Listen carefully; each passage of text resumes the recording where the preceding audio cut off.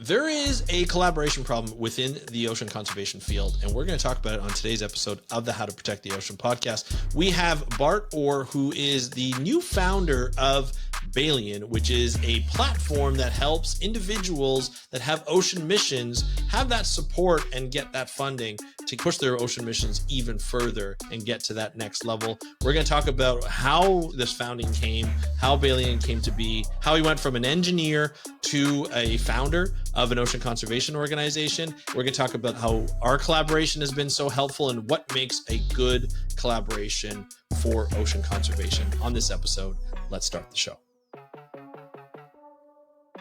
Hey everybody, welcome back to another exciting episode of the How to Protect the Ocean podcast. I'm your host, Andrew Lewin, and this is the podcast where you find out what's happening with the ocean, how you can speak up for the ocean, and what you can do to live for a better ocean by taking action. On today's episode, we're going to be talking about collaboration and what the problems are in collaboration in today's ocean conservation field and how to solve that, especially in this creator economy that we talk about. We're seeing a lot more, and I'm seeing a lot more individuals come up with ideas of how to protect the ocean, how to make the ocean more sustainable, how to get people involved in making the ocean protected and conserved and more sustainable, and just helping out the planet in general.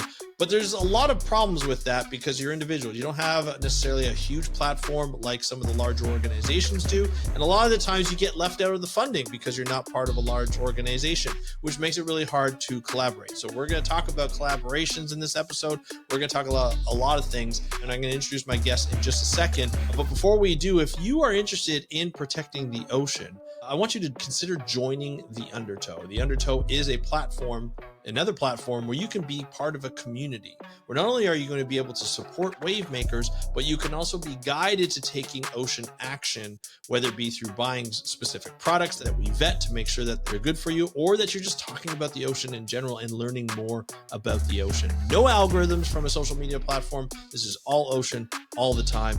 Go to speakupforblue.com/join the Undertow. That's speakupforblue.com/join the Undertow to get access to that. Now, to introduce my guest today, we have Bart Oor, who is one of the founders of Balean, and Balean.org is the website, so you can go there to get more information and contact them, and I'll put it in the show notes. But Bart and I have been talking a number of times recently. As soon as we met through a friend of ours, Natalie Gilson, who's a communications person, works for Pisces Management, and she's amazing. And I've been able to meet a number of different people through these collaborations.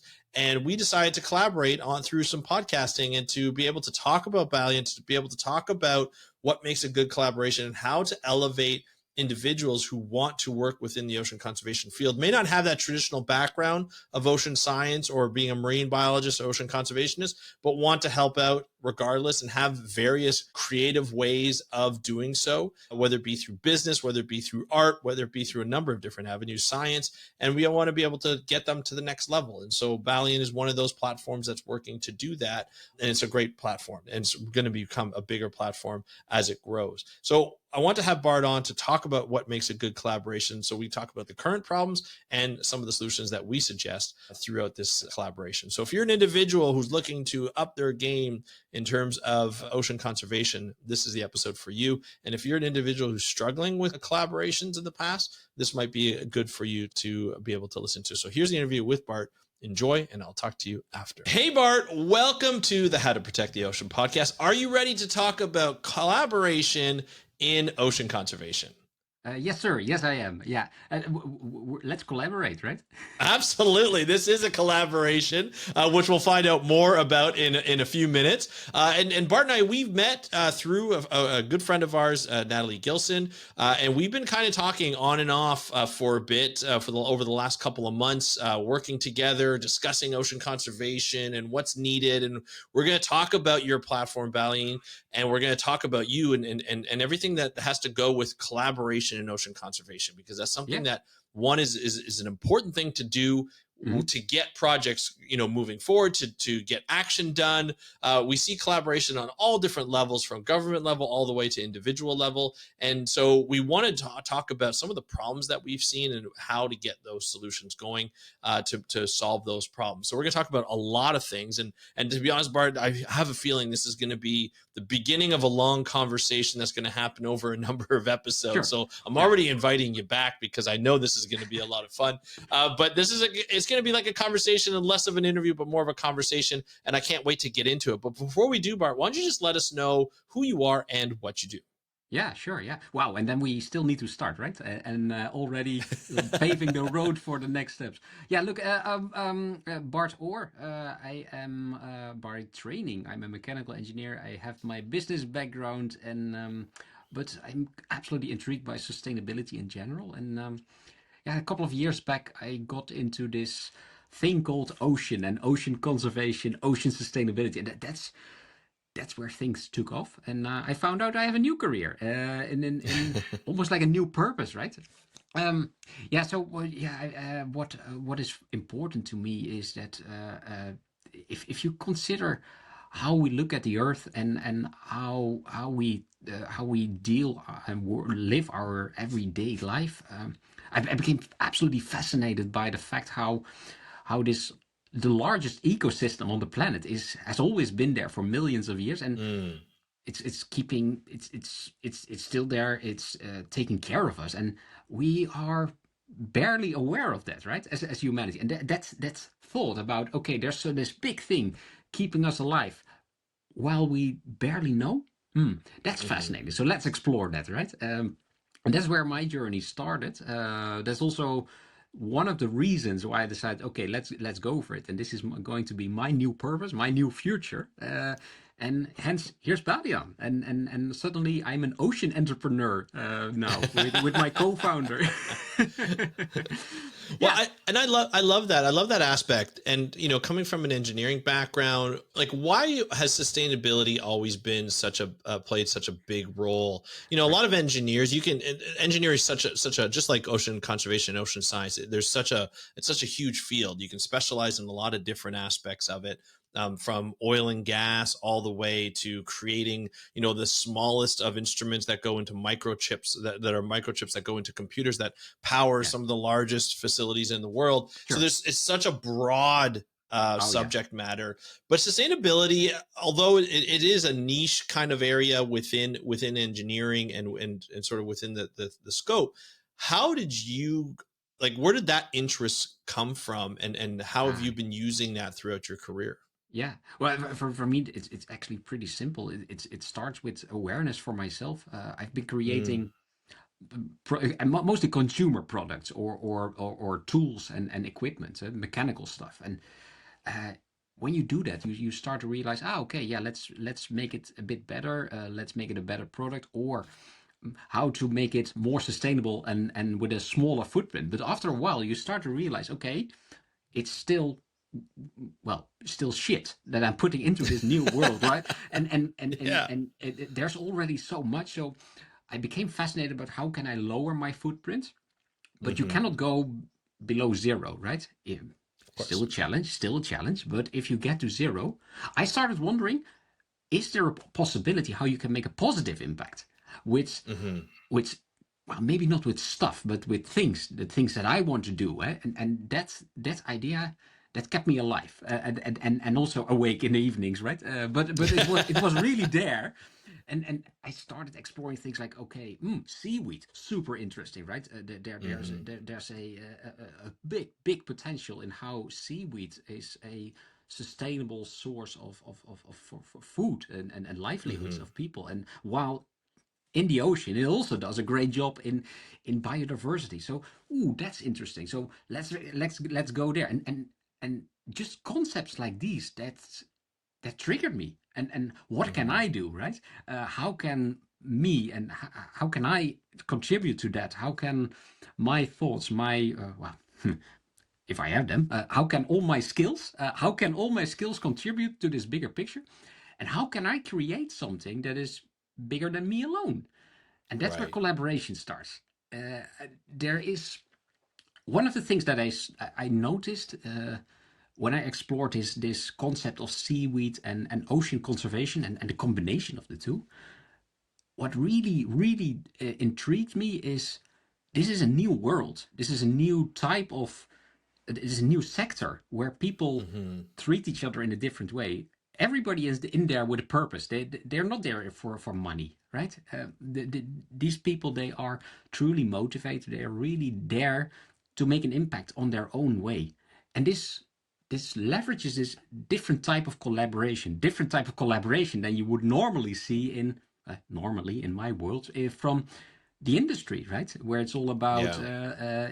this is mine, this is yours, and let's keep it like this. No, it's a way different mindset, and that was something like, okay, here we can do something. Here we can build bridges, and this is my type of people I want to work with. Yeah. That's where it started. I love it. I love it. And so like when you did engineering, what were you working in? What aspect of engineering were you working in? And mostly consumer goods and Okay. production. Okay. I did some things in bicycles. I did some things in machine industry, construction, medical tools, a whole bunch of things. But yeah, Interesting. and when you're a mechanical engineer, after a while, it doesn't matter anymore whether you build roller coasters or Mm. Coca-Cola bottles, right? It doesn't matter. It's just material, and yeah, I wanted to do something, yeah, like I mentioned, with a positive impact. And Yeah. I, I, Yeah. I believe my Well, mindset still is an engineer. I yeah. still think like that, and that's also what I did when you zoom out and you see the Earth from space. I don't see just this this ball or this Hmm. floating sphere. It's more like this is an ecosystem. This is a total system that works. It's completely closed. What happens there? And this ecosystem thought, how does it stay alive? How does it work? That's interesting. Yeah. Yeah, no doubt. I think it is interesting, especially, working with consumer goods all the time. You see how like you're like, "Oh, I want this to be more like I'd like this to be more sustainable." And but you're stuck in this sort of like a cog in the wheel of, the business aspect and what, Yeah, marketing and what works for people and what people will use. And I mean, yeah. changing human behavior is very difficult, but you can do that when you create products. And I can see where that sustainability really comes in, like that Oh yeah, thought process, like how do we yeah, make this a lot more sustainable? And yeah, yeah, I love that aspect as well. yeah. So that's cool. And so where was that shift, like that predominant shift over the last little bit, where you're just like, you know what, I want to really have my mark on the oceans and on ocean conservation. So can you pinpoint that one moment where you're like, okay, I'm making a big shift, because that's a big change in your career. Yeah, it was. Yeah, and that's quite unfortunate. I don't have, let's say, this single moment where it's okay. From tomorrow onwards, I'm going to do everything different.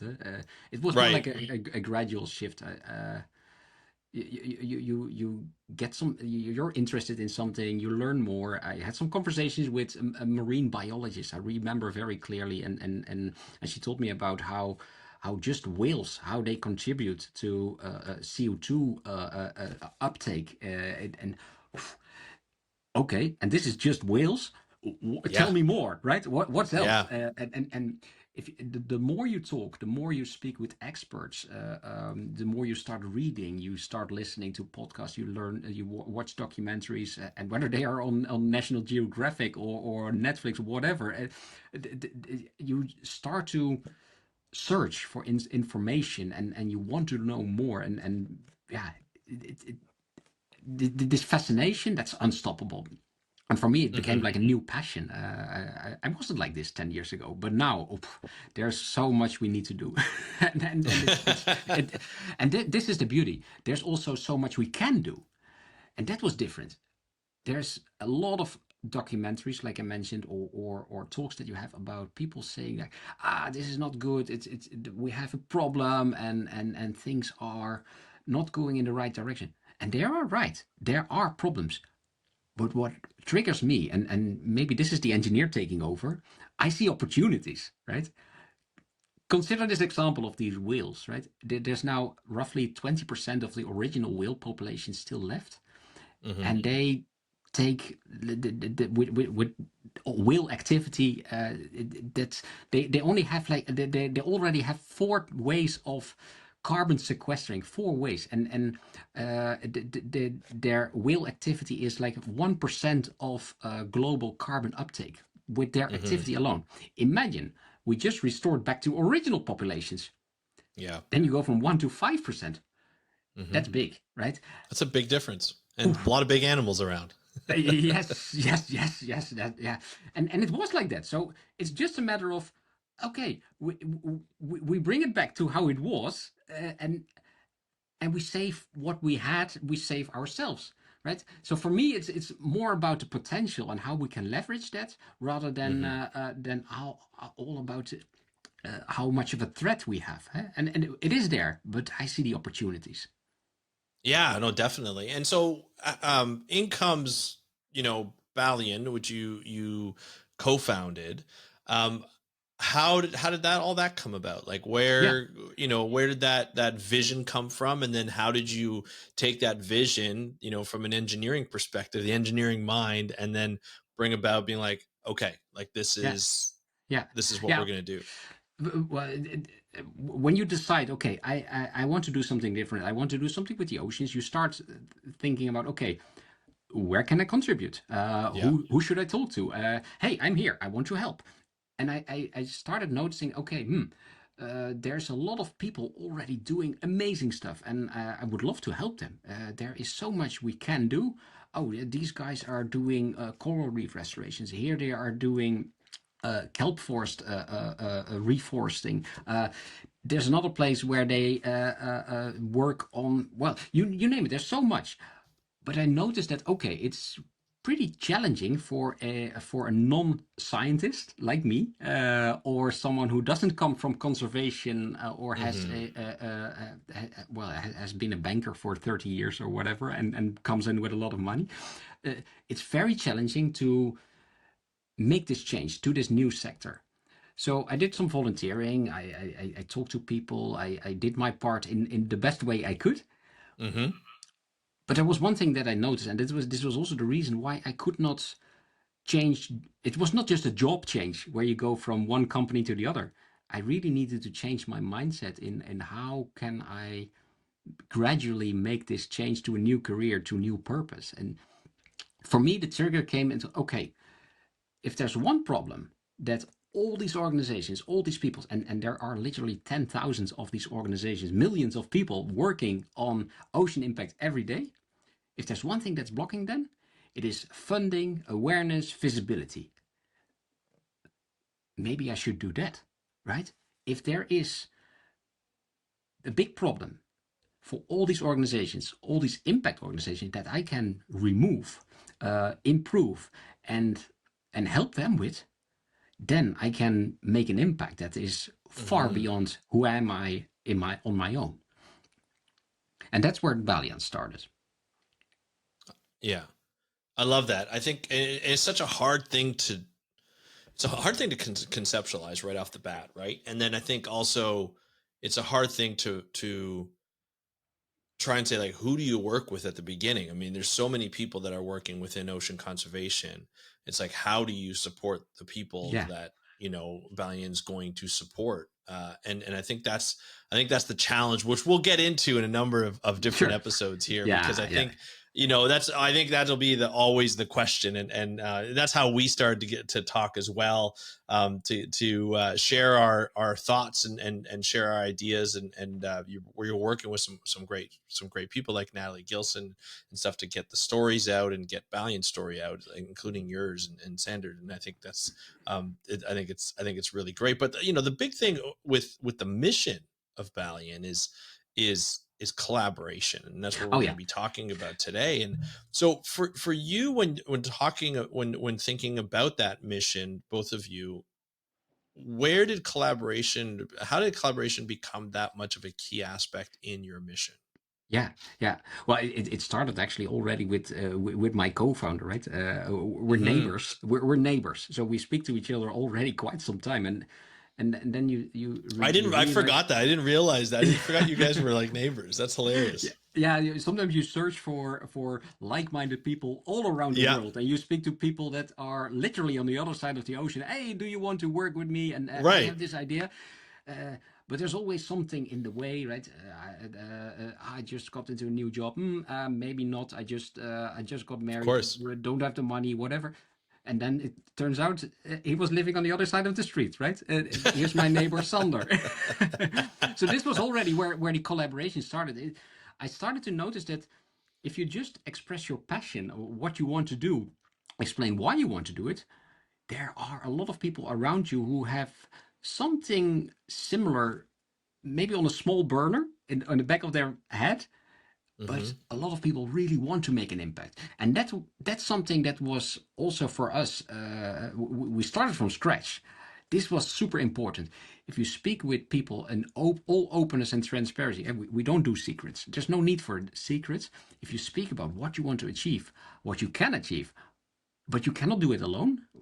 We pretty quickly realized that this is way bigger than just two people, two founders. Hmm. Hmm. There is so much we can do, and collaboration in general, it should be mutually beneficial, right? It cannot be like, hey, I thanks for helping me and goodbye. No, it should always be like, how can we help each other in such a way that it doesn't Hmm. only help me as a person or as a business or organization. How can we do it in such a way that it also helps you? And we found out that by just posing this question, okay, well, this is what we're doing. What are you doing? Where's the overlap? There are so many things possible suddenly, and doors open, Hmm. right? So instead of, like I mentioned before, a simple job change. Hey, here's my CV, and here you go. No, it really became a transition into a different mindset, which is all about collaborating, openness, mutual beneficial collaboration. That is.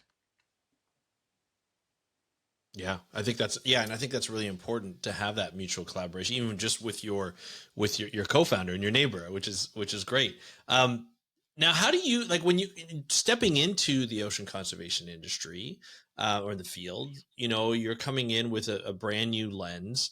In your experience, how do you find collaboration is working within the industry, not just with your own personal things, but from people you've talked to a lot of different people. Yeah. How do you where do you get the sense where collaboration is within the ocean conservation field?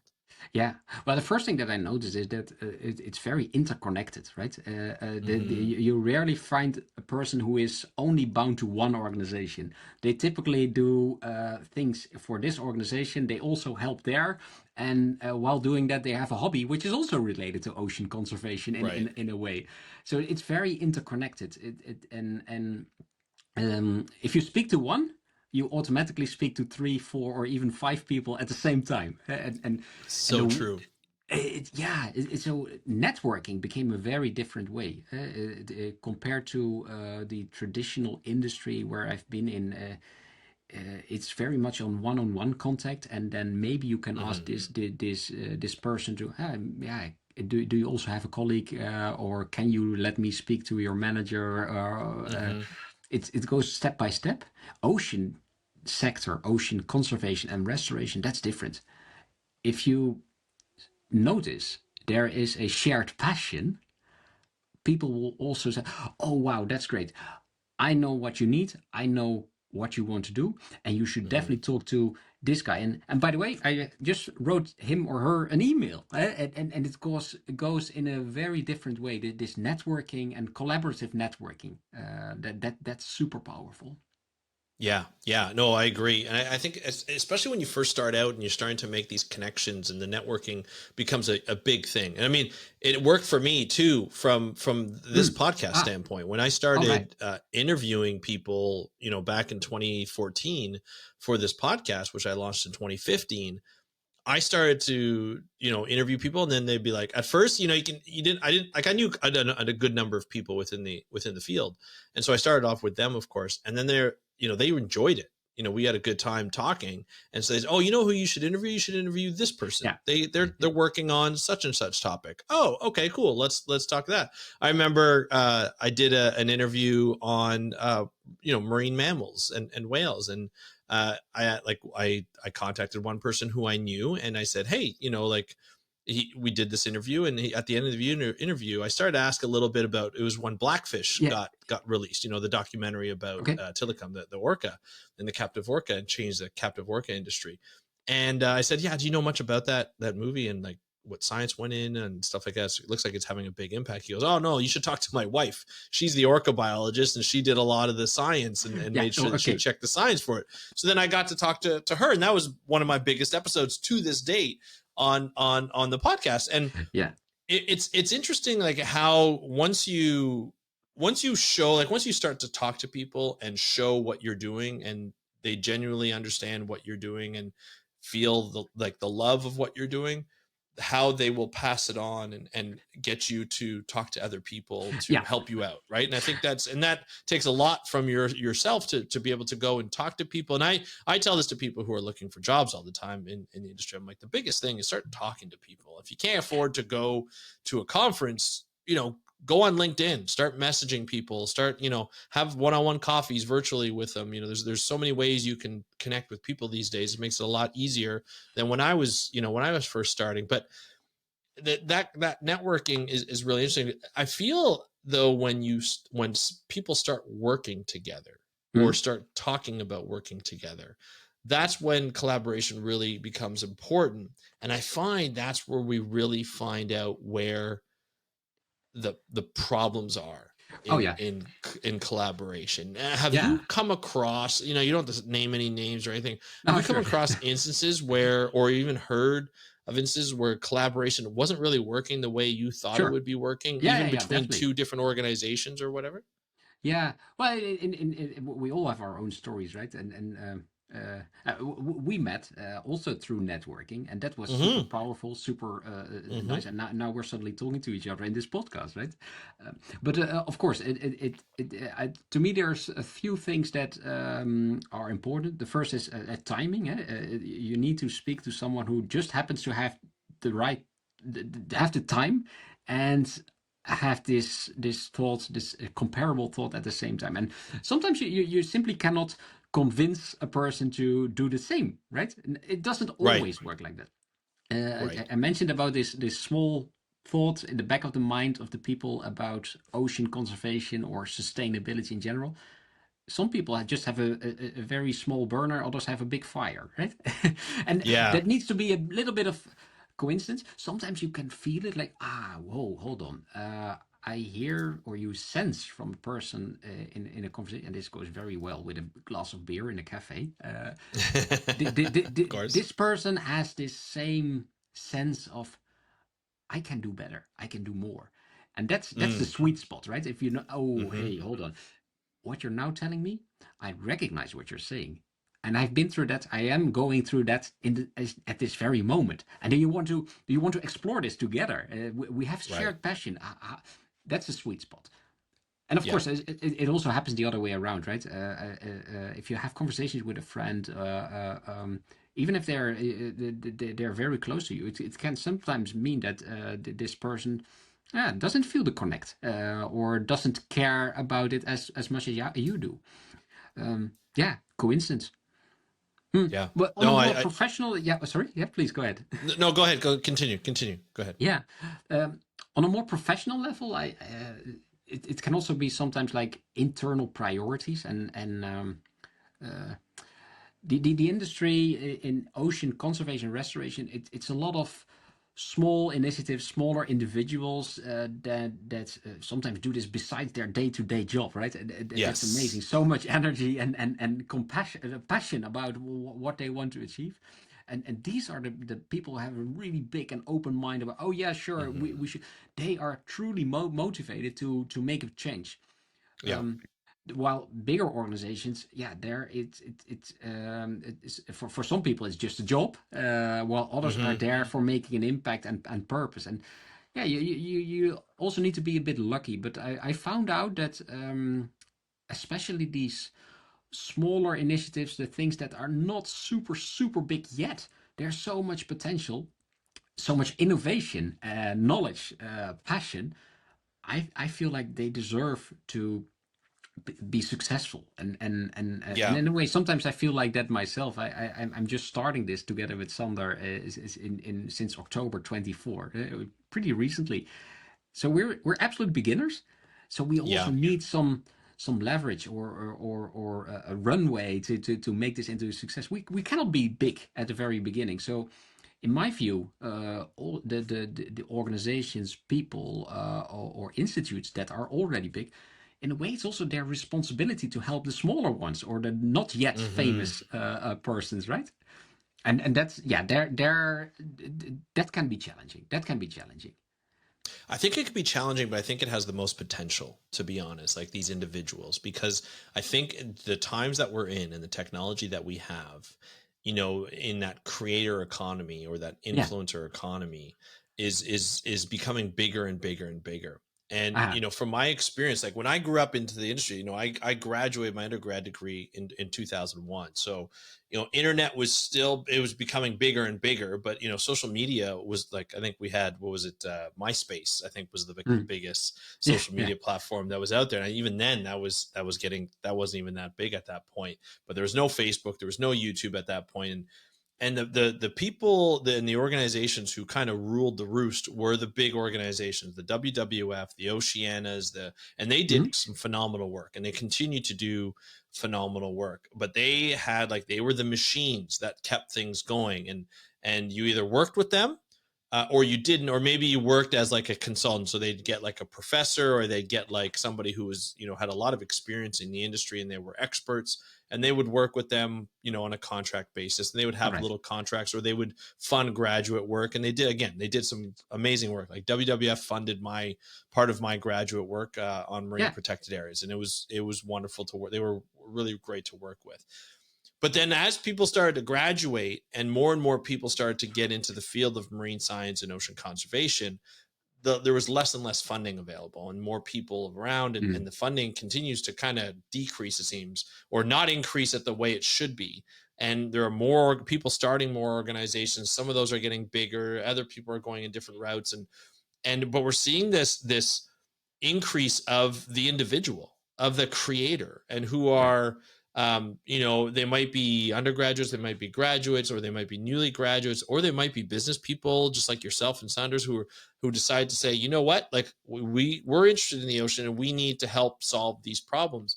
And we start to see more and more individual people and smaller organizations who are coming onto the forefront, Yeah. competing for this same funding, and a lot of them are being left behind or not being able to succeed in doing a full-time career within this business, doing the mission, which oftentimes are really great missions. they, Yeah. they are they are they are needed, they are necessary, they're trying to solve a problem, whether it be through business or whether it be through a charitable action.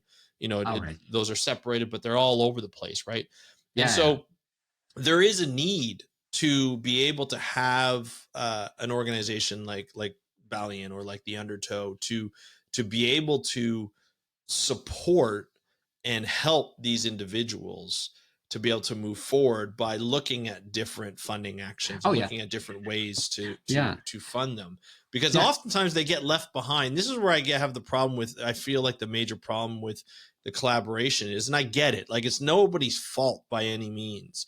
A lot of the times when you don't see collaboration working out, it's not necessarily because of somebody's trying to be mean, or someone is just trying to like get all the, I mean, Oh you see no. that, but not No. often, right? No. But No. Rarely.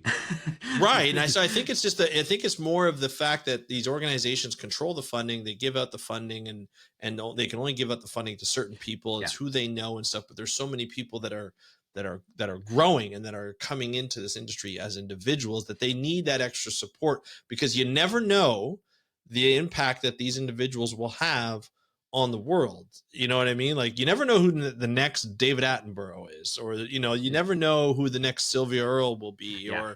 or Melissa Marquez or Diva Amon. You just never know. Yeah. But if they don't have that support, then they'll never get there.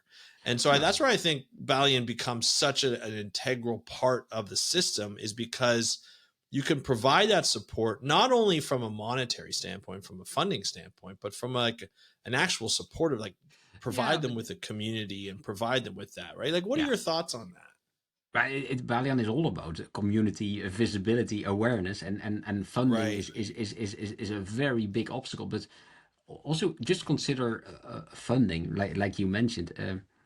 In order to get to the big funds, you need to have some kind of an idea, but not just an Mm-hmm. idea. You need to have a proven idea, or ideally an already working organization. But how do you get there if there's no funding? Right? It Right. all starts with a bit of it's with a bit of awareness and visibility. And like your example with David Attenborough, I don't know, but I can totally imagine. And when he was 20 or 30 years old, barely no one knew him. Right. and, You have to start somewhere, right? and Yeah. and and and and, and I feel like imagine you're an individual considering this idea about how can I make an impact, just like myself. Mm, there's not a lot of funds that we have. There's not a lot of time Right. that we have. We when we started, we were thinking about this besides our day-to-day job. Mm-hmm. We've given up on our day-to-day job now, but at that time, our time was very limited. So little time, almost no budget, but there was a big difference, and that is we are really, really passionate about where we want to go. So our North Star was there and it hasn't moved. We are this is what we want to do. This is where we are heading. And this intrinsic motivation, this sense of purpose, and I really, really need to end up here in this domain, and this is what I want to do. That's something you only sense this with these smaller individuals, this innovative spirit about, okay, no matter what, I will get there. And you start to make move everything to make that happen. This drive, that's something that's super powerful, and that's where Very also where powerful. we feel like, okay, these individuals, these smaller organizations, the start, they do need the same attention, and there should be no limitation on the smaller initiatives. They should deserve the same respect and the same visibility like the bigger ones. We all make impact in our own way, Mm-hmm. but it should not be limited by just or how to let me put it in different words. You cannot be successful all at once. You also need to start Right. small. 100%. Yeah. And that goes for everything, and it makes so much sense. But how to live upon that? We feel like we can just simply leverage the opportunity there by removing the Mm-hmm. biggest obstacles. Yeah. And collaboration, yeah. You will find situations where you cannot collaborate, where someone says, "Oh, sorry, I don't have priority," or "But I have my own project." It happens, but Yeah. find the people around you who do have a match, and that's where it starts. So there's already also this matchmaking in collaboration. You need to find the right person, and if it's not now, yeah, who knows? In 5 years' time, we might be just one of these big ones, and I hope I will tell the same at that time, right? But we really, really believe that all these smaller initiatives, all innovation can come from anywhere, no matter whether you're a scientist, whether you're an Yeah. individual like me, whether you live in Australia, in Africa, or wherever. I don't care. It's just people. It's in innovation. It's Yeah. spirit. It's purpose. Let's make use of it. It's there. Yeah, and there are so many things that need to be done within the ocean. It makes sense for these up and comers, right? These individuals who have these ideas, who want to bring it to the next level, get that support to bring it to that next level, whatever that level looks like, right? Some will jump levels, others will go one step at a time. Most of the people will go one step at a time because that's how businesses grow and things like that. And have to have patience and so forth in this type of creator economy. And I think it's really important. I think it's great. Now, when you work with a bunch of these individuals, with through the Balian platform, Well, there'll probably be people who will collaborate, through the platform or meet through the platform. Like, we've been on a couple of meetings together Yeah, and workshops together on communication, and there are probably a good, 10 to 12 people who are on the calls at any one time, and it's easy to see the collaboration yeah. already happen. How do you encourage that on the platform for people to collaborate? Yeah. Well, of course, some of them already know each other. But Right. what is and that I mentioned this networking through networking effect. But what I really enjoy seeing is also the new people meeting. Yeah. We have a Dutch organization doing things in the North Sea, and uh, they make an impact in a very nice way with citizen science. We have an organization in Mexico doing coral reef restorations, and they are in the same space, but they never met. So this is super enjoyable for me to watch. They're also learning from each other, and I am Yeah. there. I can watch that. I can learn from them as well, and yeah, maybe I also have some insights that I can share with them. Right? This networking of bringing people together, bringing organizations together. That's a Hmm. community, and Yeah. and what I really like about it, there's always these talks about, yeah, we need to make sure that we have our noses pointing the same direction, we need to be fully aligned, but I rarely seen it really aligned like I'm seeing today. Yeah. There's only people with a sense of purpose, ocean impact, and it comes from deep inside. So Hmm. it's from their coming from their personal values most of the time. Then magic happens. There's so different energy in such a meeting or workshop or conversation that you're having. Indeed, indeed. That's yeah, absolutely. I think that's really important. Now, when you have people who are, when they come with these individual missions and they come in as an individual, some are coming in together, but some are coming in as an individual, and I see this a lot. They're thinking about themselves, right? Like they're thinking about their mission when they come in and how, their mission can benefit from the platform, how the platform can benefit their mission. But they're meeting Mm, all these other people and who also have their own sort of mission and sort of goals in place that they want to accomplish, but they're meeting each other, they're networking with each other, and there could be collaborations with each other.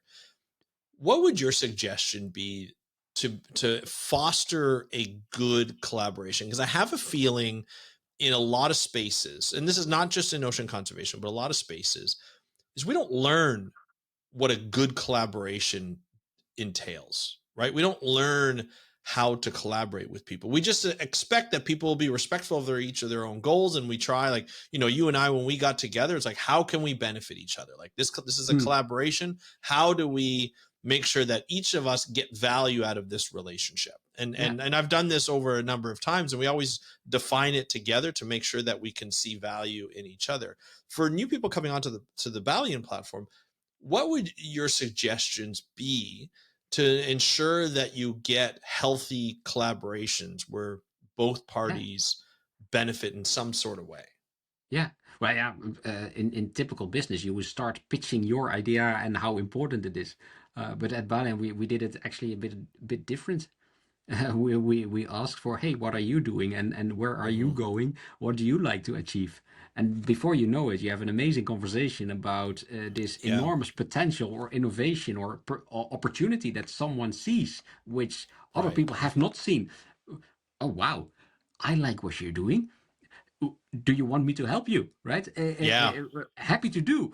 And Right. that's where in my view is a lot of lost opportunity. If you need to consider what does the other person want to achieve, and if you forget about that, how could it be a collaboration if you're only looking Hmm. to achieve your own goals? It Right. cannot work. It's only it might work once, but then it ends. But instead, if you turn it around, hey, what are you doing? What do you want to achieve? And then you can also decide for yourself whether it fits or not. Yeah. But this is where it starts with, and also in business development in general. You should never coming back to consumer goods, right? Don't Right. develop what you like yourself. No, develop what your customer or your target audience is looking for. I think the same goes for collaboration. If you want to become a successful collaborator, yeah, I'm definitely not an expert, but I believe like ask for what man, not opponent, your potential collaborator is looking for. Yeah. Yeah. I'm It's struggling to find the right word no, in English, I but no, you're right. You're completely right. It's interesting too, because we had a workshop this morning just before we did this recording. As yeah, you mentioned, we met, and we had Natalie on, and she's been great for communicating. And yeah, she definitely, talks yeah, about this absolutely, sort of strategy of flipping the script on people when you communicate with people to get them interested, instead of saying, you know, my mission or what we're trying to do, or collectively our mission is to do this, is to include them in the, yeah, oh like, yeah, yeah, partnerships, or you and this and that. And I feel like the same thing when you do any type of collaboration, oh yeah, yeah, is like, just as you mentioned, like, what's your mission, like, what are you trying to accomplish? And then I think the key is how your project, or like, say, so if we're collaborating like we are now, the key is like, okay, you have this platform, Balean, I really believe in it. So now you're trying to accomplish certain goals. So my goal is like, how can I use what I have in hmm, terms of my project to benefit you? And so I come up, like, as I hear what you're trying to do, I'm like, okay, now the ideas are running. Here's some ideas. What do you think if we did this? Come on the podcast, talk about a number of different things within, with yeah, working with people, and the platform and stuff like that. And you go back, is like, well, why don't you come to some of these workshops and go through the storytelling workshops and everything? And that's how I feel like that's how it works, right? Is yeah. the key is to not only add value to that person to help them accomplish their goals, but also do it in a form where it's like, well, this is what I'm doing, and I think this is where I can help. What are your Yeah, thoughts on it? yeah, Right. yeah, yeah, yeah.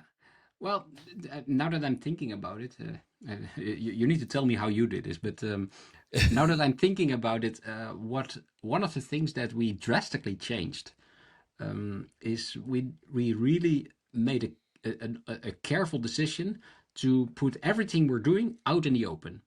So you can find our Being handbook, transparent. our Yeah. fully transparent. You can find our handbook and how we deal with each other, how we're organized. Everything is out in the open. Yeah. Why not, right? We don't have anything to hide. If you're collaborating, there needs to be a certain base of trust. Mm-hmm. And we really started wondering for ourselves, why should we hide anything? Do we have secrets? Should there be something that other people should not know? And we Right. came to the conclusion it's not like that. There is none. Yeah. So we're communicating as openly as we can. We're a startup. We make mistakes. We make a lot of mistakes. And if you don't mind, just tell me, and I'll correct it. And in return, I can help you as well. Yeah. Very Yeah. different, very different, and in a way for me it's very refreshing. And this is also what I sensed in our collaboration, right? There's a lot more openness in when we first met. And I'm also curious to see how you do that then, right? You need to bring a lot of people together as well. Uh, 100%. yeah, it brings a lot of curiosity. How do other people do that? And yeah, sometimes it's just a matter of asking. Yeah, it's true, and I like how you mentioned the transparency. That's an important aspect. One of the things that I've done through the podcast is I don't edit my interviews. I tell people I don't edit, unless there's something that they said that they're like, hey, you know what, Andrew, like, I shouldn't have said that. That was a project that was coming out later, and this can be Okay, posted yeah, before that, and that kind of stuff. But for the most part, I don't. And the reason why is the trust, right? Is yeah, to be like, look, this is the conversation that we had. I don't want to be known as manipulating the interview. And the reason why I did that, especially when I first started, I really focused on that, telling people, is because a lot of the scientists that I was talking to had bad experiences with, bad press, like bad yeah, sure. journalists and so forth. Not to say that every journalist is bad, but they had some bad experiences Okay, where yeah, their words got turned around, manipulated in a different way, and they didn't like it. So they didn't trust the media. And so I said, look, like I'm a scientist. One of the reasons why I'm doing this is to get your information out there. So I'm here to promote you. I'm here to promote the work that you do. I've listened to or read your work, and I'm a big fan of it. And I want people to know about the project that you're doing or the study that you just published on it and so forth. And that really garnered a lot. People are more relaxed when you do the interview. They're Yeah. not as uptight. They're not as nervous. It's more like, it's kind of like this. It's more of a Yeah. conversation. And I think it's a very important aspect to the work that I Yeah. do. Yeah. Yeah. And not a lot. I don't usually advertise it because I don't need to, because like the conversation is all out there. And it's kind of funny because I've had, some people, not many, but some people who are just like, oh, well, your interviews are like really long, and do you need to know every bit of detail about that person? And you're just like, no, you don't. But it also goes towards that personality of that scientist or that Mm. conservationist or that person, my guest, and people get to know them a little bit more. Plus, I publish everything because I don't want to like just cut it and cut it and cut it and try and Yeah. manipulate it into a different story. I want the Yeah. conversation. I want people to, like, basically you're sitting in on a conversation I'm having. That's why I started the podcast, and Yeah. Yeah. that's the focus of the structure of the podcast. And I think that's important, but it goes back to my point of and your point of the transparency and trust to build. And then at the end of the episode, people are like, I love this. Like, this was a lot of fun to do. Hmm. Can we do another one? I've had Yeah. people Sure. ask right off the bat, like, hey, let's meet and let's do another one. Like, this is Yeah. a lot of Yeah. fun. Yeah. That's Well, how my you already podcast with you already promised me one at the beginning of yeah, the yeah, yeah, exactly. Like right off the bat. But I mean, I know you more. Like we've had conversations and stuff. But Yeah, but but it's an important aspect for people to enjoy the enjoy the process. I want them to have a good time on the show when they're recording, because it can be intimidating. I remember when I first started, when I turned that microphone on and pressed record, I was like, oh gosh, like this is not, you get nervous. You worry about what you say. I want people to be relaxed, that you're in good yeah. hands, and I'll bring you through it. And that's why I find we've had such great experiences with interviews and conversations. We've been able to talk about some Oh difficult wow. topics that have been talked about, but trust is a huge Yeah. aspect to that. And Yeah. I think you're right. I think it's a big part of collaborations, is Yeah. to have that transparency and have that trust. Yeah. Oh, thanks for sharing. I like the overlap there, and I can confirm I wasn't nervous. So Right, it right. does work. It does work. Yeah. mm, The trust is a super important thing, and for me it also starts Hmm. with authenticity. You cannot be someone else because all the others are already taken, huh? In a way, if you're open about who you are, Yeah, that helps a lot, and people sense it when you're not honest about what you're doing. yeah, So why hide it, huh? yeah, Yeah. yeah, for sure, for sure. I think you're right. Look, this has been an amazing conversation. I Yeah, love thanks. talking about this because I think it really brings out Likewise. into the open. There's a lot of people who've had some great experiences and awful experiences on the other end of that spectrum with collaborations. And I think it's great to be able to discuss what to expect, and I think also, being upfront with people, like, look, I want to have this conversation. I want both of us to benefit from this relationship if this is going to move forward. If not, then that's fine. If you don't see, I always tell people, if we don't see a eye to eye on certain things, there's no hard feelings, and we can Sure. just go forward. Yeah. It's just as long as we both get value out of it, then it works well. And I think that's what a lot of people need to. I think we almost have to teach that a little bit in terms of what collaborations will look like, and what it should Yeah. look like, and what it shouldn't look like. Yeah. And I think that's an important aspect. So Bart, Yeah. this was amazing to do this. I want to have you back on very, very Sure. shortly. We're gonna have a Yeah, of lot more course. conversations because it'd be Yeah. a lot of fun. But yeah. So if people want to know where they can get more information on you, where shall we send them? Yeah, well, we have our website, of course, but Hmm. Yeah, a website is just one thing. There's always a thought behind it, and in the end, it's just a screen that you're watching. So if you feel like, oh wow, I like what these guys are doing, or I like the story, yeah, just reach out to us. We have a contact form. We are on LinkedIn. So yeah, feel free to reach out. Perfect. That's how we have been working with for now officially 6 months. Nice. We started a bit earlier, but Yeah. also how we met, right? So Yeah, if you exactly. feel like, Yeah. hey, this is I like what they're doing, or I have this thought. Yeah, happy to learn. It's not so much about teaching; it's more about learning for myself. Absolutely. Absolutely. No, perfect. I love that. We'll put the website in the show notes. It's Oh yeah, Balean that would or be that would be good. Balean.org. Yeah, Yeah, and so we'll put that in there so people can get and we'll put right to the link right to the contact page too. So if yeah, people want to sure, get in touch yeah. with you, they can. And again, Bart, thank you so much for having coming on the podcast, and we love having you on, and looking forward to having you Sure. on again. Yeah, yeah. Now we're still small, so also we need to build our Yes, awareness. Yeah, so happy to do that. Thanks, Andrew. I no also problem. like your openness in sharing your experiences. That I also learned a lot from you here. Thanks. Absolutely. Well, there's trust we got to build with the audience too, and so showing where you Oh yeah, came from all the time, and yeah, the value that they bring to me is amazing as well. So yeah, yeah, yeah. Sure, yeah. All right, awesome. All right, we'll wonderful. talk And to then you. yeah, we'll speak We'll soon. Yeah. Thank you, Bart, for joining us on today's episode of the How to Protect the Ocean podcast. It was great to be able to talk to you about collaborations, about Balean, and what it could do and what a good collaboration can do to help get people to the next level of their mission to help protect the ocean. It's always important to be able to discuss this. And so if you want to follow up with Bart, if you have any questions, you can do so. Go to balean.org. So it's BALEAN.org.